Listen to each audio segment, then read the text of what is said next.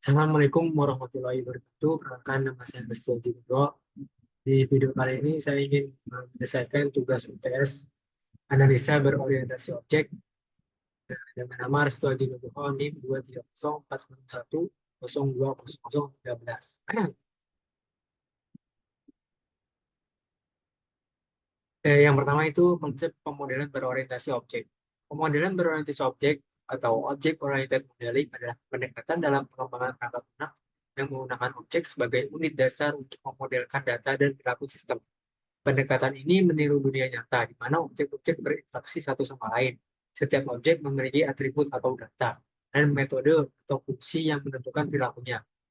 Lalu ada 4 prinsip PBO, itu abstraksi, enkapsulasi, modularity, dan hierarki. Yang pertama ada abstraksi. Prinsip dalam pemodelan berorientasi objek yang berfokus pada penyederhanaan kompleksitas dengan menyembunyikan detail implementasi dan hanya menampilkan aspek penting dari satu objek. Yang kedua ada enkapsulasi, adalah prinsip yang mengatur akses ke data dan metode dalam sebuah objek dengan cara menyembunyikan data internal objek dan hanya menyediakan metode yang diperlukan untuk mengakses dan memodifikasinya. Hal ini menjaga data tetap konsisten dan aman dari perubahan yang tidak disengaja. Yang ketiga ada modularity adalah prinsip yang membagi sistem menjadi bagian-bagian kecil yang disebut modul, di mana setiap modul memiliki tanggung jawab spesifik dan dapat dikembangkan, diuji, dan dikelola secara independen. Ini membantu dalam mengorganisir kode dan meningkatkan kemudahan pemeliharaan.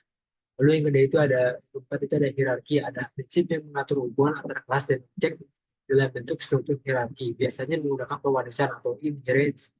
Ini memungkinkan pembentukan kelas-kelas yang lebih umum dan spesifik serta reus kode melalui pewarisan atribut dan metode.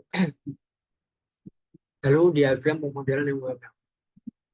UML atau Unified Modeling Language adalah standar yang digunakan untuk memvisualisasikan, merancang, dan mendokumentasikan sistem perangkat lunak. Tujuan utama UML adalah untuk mendefinisikan cara standar untuk memvisualisasikan cara suatu sistem dirancang. Diagram UML antara lain yaitu ada use case diagram. Use case diagram adalah suatu jenis dari diagram UML yang menggambarkan hubungan interaksi atau sistem dan aktor. Use case dapat mendeskripsikan tipe interaksi antara sistem si pengguna sistem dengan sistemnya. Yang kedua ada activity diagram, merupakan sebuah diagram yang dapat memodelkan berbagai proses yang terjadi pada sistem.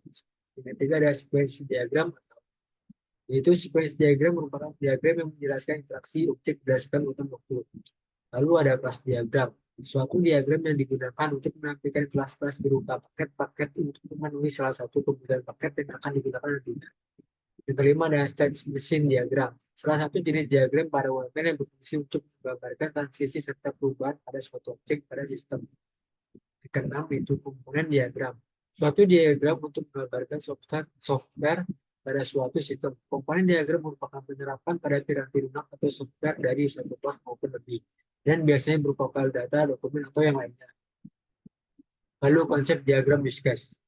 Use case diagram adalah bagian dari Unified Modeling Language atau UML yang digunakan untuk menggambarkan interaksi antara pengguna, aktor, dan sistem dalam margin mencapai tujuan tertentu.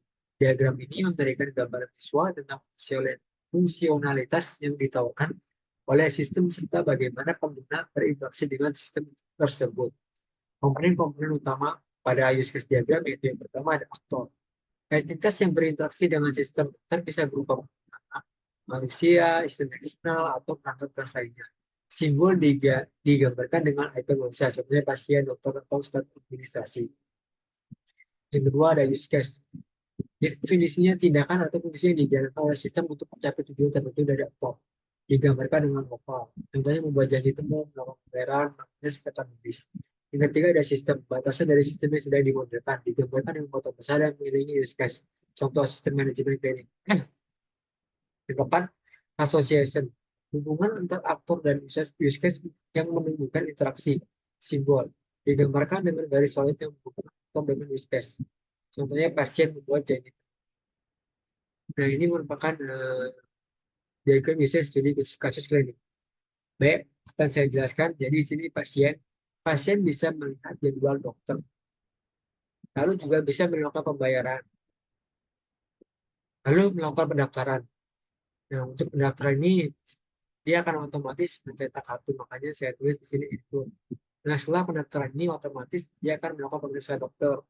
Nah, dokter ini bisa melakukan pemeriksaan dokter dan melihat rekam medis.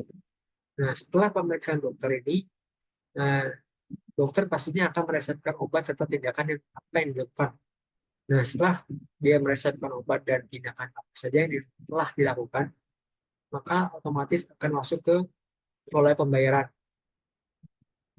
yang akan dilakukan oleh admin. Itu memperinci kira-kira pembayarannya berapa, lalu otomatis langsung balik lagi ke pasien itu dengan melakukan pembayaran. Lalu admin ini tugasnya itu bisa manajemen jadwal dokter agar tidak bentrok, lalu manajemen data pasien, lalu juga login dan logout. Selanjutnya itu recruitment, capture, and dan recruitment analysis. Recruitment capture adalah proses mengumpulkan kebutuhan dari berbagai sumber termasuk pemangku kepentingan, pengguna akhir, dan dokumen yang ada. Teknik yang digunakan dalam rekrutmen capture meliputi wawancara, berbicara langsung dengan pemangku kepentingan untuk mendapatkan kebutuhan secara detail. Kuesioner menyebarkan pertanyaan tulis kepada pemangku kepentingan untuk memperoleh data. Observasi mengamati langsung menggunakan dalam konteks kerja mereka. Analisa dokumen, kaji dokumentasi yang ada untuk memahami kebutuhan sistem. Rekrutmen menganalisa dan proses pemeriksaan, mengklarifikasi dan mendokumentasikan kebutuhan yang dibutuhkan untuk memastikan kejelasan, kelengkapan, dan konsistensi. Tahap ini melibatkan berbagai teknik untuk memvalidasi dan memprioritaskan kebutuhan.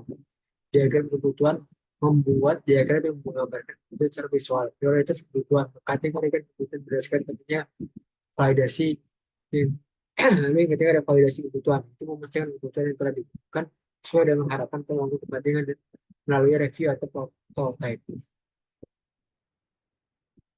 Nah, mungkin demikian jawaban PTS analisa berorientasi objek. Mohon maaf jika ada salah kata, salah ucap, karena saya masih dalam tahap belajar.